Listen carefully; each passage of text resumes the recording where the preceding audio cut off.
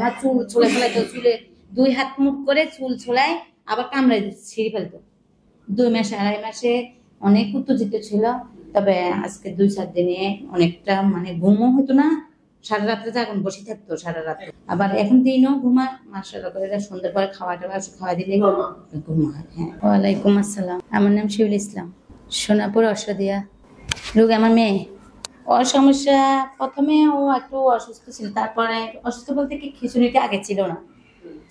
ওর যখন জ্বর হয়েছে, জ্বর হওয়ার 10 দিন পরে একটা অ্যান্টিবায়োটিক খাওয়াইছি, খাওয়ানোর পরে ও এই মাথা ঘুরা আর হি হি হি করে, এগুলা করার পরে অনেক আপনার ডাক্তার সারোয়ারজাহান ভূঁইয়ার কাছে নিয়েছি।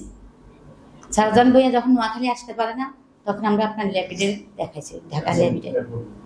এরপরে অ্যাপোলো দেখাই, পরে ল্যাবিডে দেখাইছে। দেখানোর পরে ওখানে দেখে যে কোনো পরিবর্তন হয় না। ওই সারোয়ারজাহান ভূঁইয়া যে ওষুধগুলো দেয় ল্যাবিডে, ওরা ওই ওষুধ দিচ্ছে। আমি কথা বলি, ওই ওষুধ দেওয়ার পরে দেখি যে কোনো কাজ হইতেছে না। তারপরে আপনার চানমাই থেকে এখানে আপনার সমাধিতে যে ডাক্তারটা আসতো, ওনাকে হরিপ্রকাশ আর কি, ওনাকে দেখেছে, উনিও একই ওষুধটা দিল। ওষুধটা কোনো পরিবর্তনে দেখতেছি না। ওর চঞ্চলতা কোনো কিছুই কমতেছে না। বাচ্চাদেরকে মারে, এগুলো কিছুই দেখতে না। বাচ্চাদেরকে মারে, হাড়ি পাতিল সব পানিতে পায়ে ডুবাই দিলেন, নিজের কাপড় চোপড় খুলে পানিতে ডুবে ফেলায়। আবার পানি থেকে আপনার 2-4 ঘন্টাও ওঠে না। না, ওরা সাঁতার কাটায়। হ্যাঁ, সাঁতার শিখেছি আমরা, কারণ ওর ঝুঁকিটা তো অনেক।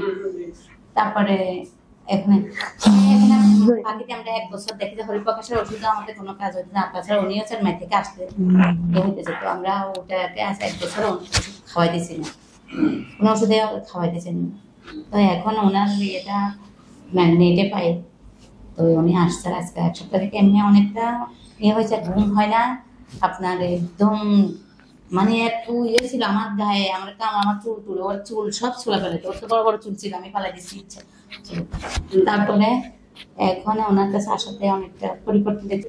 বাসায় সবাইকে মারতো, কামড়াইতো। বেশিরভাগ আমার উপরে ঝুঁকি ছিল, আমার আর ওর দাদুর উপরে ঝুঁকিটা বেশি ছিল। না, দাদুকে কামড়াইতো না, দাদুকে একটা খেলা দিত বা পিঠে একটা দিত।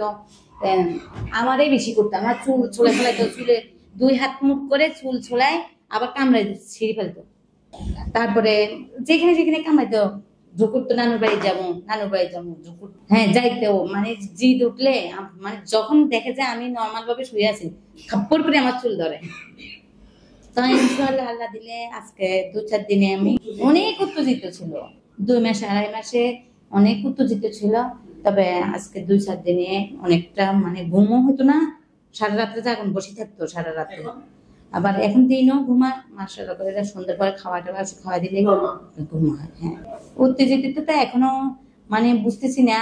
আমি তো আবার রুমে আটকাই রাখি, কারণ বাইরে এলে হয়তো দেখা গেছে কোন সময় কি করে বসে থাকে, কারণ আমি ওর ছাড় দিতেছি না। তো এখন উত্তেজিত পুরোপুরি বুঝতেছি না, ছাড় দিলে বোঝা যাবে আর কি। না, বাসা থেকে মাফ করে বের হতো না, অন্য দিকে যাই মানুষের জিনিসপাতি নষ্ট করতো, এমনি ওই যে রাস্তায় চলে যাওয়া। এখন আগে যেরকম যাইতো, ওর বাবা দোকানে একটু তখন যাইতো, বাবা না থাকাতে এখন আর যাওয়া বন্ধ হয়ে গেছে, এখন আর যায় না। প্রবলেম বলতে নিজে তো খাওয়া খাইতো না, সবাই খায় না, নিজের হাতে খায় না, এখনো খায় নাই। মাঝে মাঝে চেষ্টা করে দে, তবে দিলে খায়, মানে অতটা সুন্দর করে খায় না, খাইতে চায়। তো খাইতে খাইতে ঠিক হয়ে যাবা, তো আমি দিতেছি না দেখে, আমার তো আর নাই একটাই। তারপরে বাথরুমে শিশু করলে আপনার বাথরুম করলে সহ্য করে না, নিজে এখনো করে না আর কি। তবে অনেকটা স্বাভাবিক আমরা দেখতেছি। আল্লাহ আর বাকিটুকু আল্লাহর উপরে, আল্লাহ যতটুকু ভালো করে এটাই। গত বৃহস্পতিবার থেকে কিন্তু কি বলতেছি কি, এখন মানে আগে তো রুমে রাখি আসলে জিনিসপাতি ধরে নষ্ট করতো, ভাঙে ফেলতো, কাগজপত্র ব্যক্তিগত কাপড় ফাইল ফুল নামাই নষ্ট করে ফেলতো, জিদ উঠলে দরজা থাপড়ানি শুরু করতো। এখন অনেকটা পরিবর্তন দিই না, এখন দেখি যে করে না। এখন হাঁটাইতে নিলেও ঘরে চলে আসে, আগে হাঁটতে যায় বাইরে চলে যেত না, আসতে চাইতো না। এখন হাঁটতে দিলেও আমি বিকেলে বাইরে নিয়ে যেতে আবার হাসি ঘরের দিকে চলে আসে, না আগে আসে। আর পরিবর্তন সামনে যেগুলা না, এখন পুকুরে গোসল করাতে নামলে গোসল করার বেশিক্ষণ থাকে না। নর্মাল গোসল করে উঠে চলে আসে। আগে তো 2-4 ঘন্টা আমি নিজে নামি উঠতে হয়, উঠতে চাইতাম না।